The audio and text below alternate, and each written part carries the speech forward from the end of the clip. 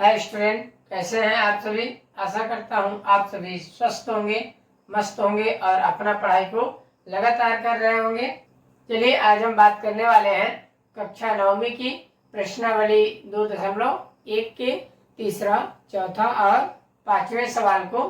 इसके पिछले वीडियो में हमने प्रश्न पहले और प्रश्न दूसरे को पूरे विस्तार से एक्सप्लेन किया हुआ है, तो आप वहां जाकर के देख सकते हैं। चलिए हम स्टार्ट करते हैं ये तीसरा प्रश्न को। तो लिखा है 35 घात के द्विपद का क्या है, 35 का घात होना चाहिए और दो पदों में बहुपद होना चाहिए और 100 घात का एक पदी बहुपद का हमें एग्जाम्पल देना है, उदाहरण देना है। तब हम क्या करेंगे बच्चों, 35 घात का कोई भी चर की घात हमें लेना है और उसकी घात कितना होना चाहिए, 35। तो हम एक्स वाई जेड कुछ भी ले सकते हैं, या एक्स की घात 35 और कितने पदों का होना चाहिए, दो पदों का। तो हम करेंगे 3, है ना। तो ये आप इनके स्थान पे ये जो चर का मान है इसके स्थान पे आप कोई अदर चर भी ले सकते हैं और ये अचर के स्थान पे चर भी ले सकते हैं और अचर भी ले सकते हैं। तो अपने अनुसार आप कई उदाहरणों को देख सकते हैं। तो यहाँ पे मैंने पहला उदाहरण ऐसा दिया है ना। आप चाहे तो और कुछ एग्जाम्पल ले सकते हैं, जैसे 3x की घात 35। तो केवल और केवल आपको कंपल्सरी ध्यान रखना है कि घात 35 वाला ही रखना है ना। चाहे चर कुछ भी हो, अचर कुछ भी हो, है ना। तो इस तरह से आपने देखा। और कितने पदों का होना चाहिए, दो पदों का होना चाहिए। तो आप इस तरह से कई सारे एग्जाम्पलों में बता सकते हैं। चलिए अब दूसरा क्या कहता है, 100 घात का एक पदी। तो हमें लिखना है घात 100, है ना। तो कोई भी चर हो उसकी घात हम क्या लगाएंगे, 100 लगाएंगे और उसमें पदों की संख्या कितनी होनी चाहिए बच्चों, एक पदी होना चाहिए। तो हम 6x की घात 100, x की घात 100, y की घात 100 और z की घात 100, a की घात 100, है ना। तो इस तरह से आप कई उदाहरणों को देख सकते हैं। घात 100 होना चाहिए और एक ही पद का होना चाहिए। इस तरह से आप अपने अनुसार क्वेश्चन को सेट कर सकते हैं, है ना। तो चलिए अब हम चौथे प्रश्न की बात करते हैं। चलिए देखते हैं चौथा सवाल। और चौथा सवाल हमारा कहता है निम्न बहुपदों में से बहुपद की घात बताइए। तो आपके सामने ये बहुपद दिया गया है। तो ये कितने पद का बहुपद है बच्चों, एक पद, दूसरा पद और तीसरा पद। तो 3 पदों का यह एक बहुपद है और यह 2 पदों का बहुपद है। ये भी 2 पदों का बहुपद है और ये एक पद का बहुपद है।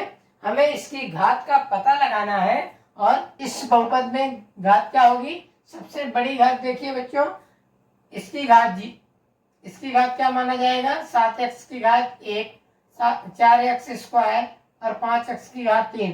तो सबसे बड़ी संख्या क्या है, 3।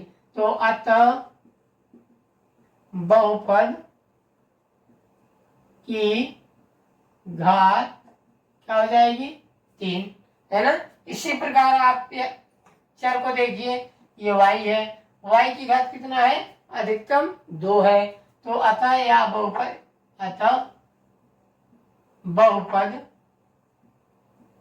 में बहुपद की घात कितना हो जाएगा, 2। इसी प्रकार इसमें देख लीजिए, एक ये चर है, चर की अधिकतम घात कितना है, 1 है ना। ये √7 है ना। तो क्या हो जाएगा, ये t की पावर कुछ नहीं है तो 1 माना जाएगा। अतः इसकी बहुपद की घात 1 है और इसमें क्या है, बहुपद की घात 0 है। क्यों 0 है, इसमें क्या है, चर की मान 0 है और क्या हो जाएगा, इसी की बहुपद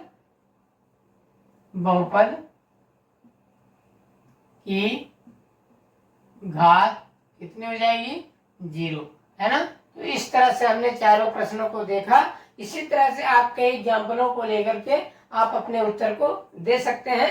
बहुपद की घात और बहुपद में पदों की संख्या ज्ञात करना आपको बहुत ही अच्छे तरीके से आ चुका होगा। चलिए अब हम 5वें प्रश्न की बात करते हैं। बताइए कि निम्नलिखित बहुपदों में कौन कौन सा बहुपद रैखिक है और कौन कौन सा बहुपद द्विघात है और कौन कौन सा बहुपद त्रिघात है। तो हमें इतने बहुपदों में रैखिक और द्विघात त्रिघात को बताना है। तो ये देखेंगे हमारा कौन सी घात का बहुपद है बच्चों, ये है द्विघात, क्योंकि इसमें अधिकतम घात की संख्या क्या है, 2 है ना। और इसमें क्या क्या है, x माइनस एक्स की घात 3। तो चर की अधिकतम घात कितना है, 3 है, इसीलिए यह क्या है, त्रिघात है ना। इसमें भी देखेंगे यह क्या हो जाएगा, द्विघात है ना। इसी प्रकार इसमें देखेंगे यह रैखिक बहुपद है। कैसा बहुपद है, रैखिक बहुपद है। इसमें चर की घात कितना होता है, 1 होता है, इसीलिए अभी हम इसको रैखिक बहुपद कहते हैं। और ये 3t की घात कितना है, 1 है, इसीलिए यह भी क्या हो जाएगा, रैखिक। और इसमें देखेंगे यह द्विघात बहुपद है। कौन सी घात का बहुपद है, घात को देख करके हम पता लगाएंगे। इसमें अधिकतम घात कितना है, 2 है, अतः यह द्विघात बहुपद है। ये क्या है, त्रिघात बहुपद है ना। तो यदि आप हमारे चैनल पे नए हैं तो चैनल को सब्सक्राइब जरूर करिएगा। मिलते हैं अगले वीडियो में, तब तक के लिए जय हिंद जय भारत।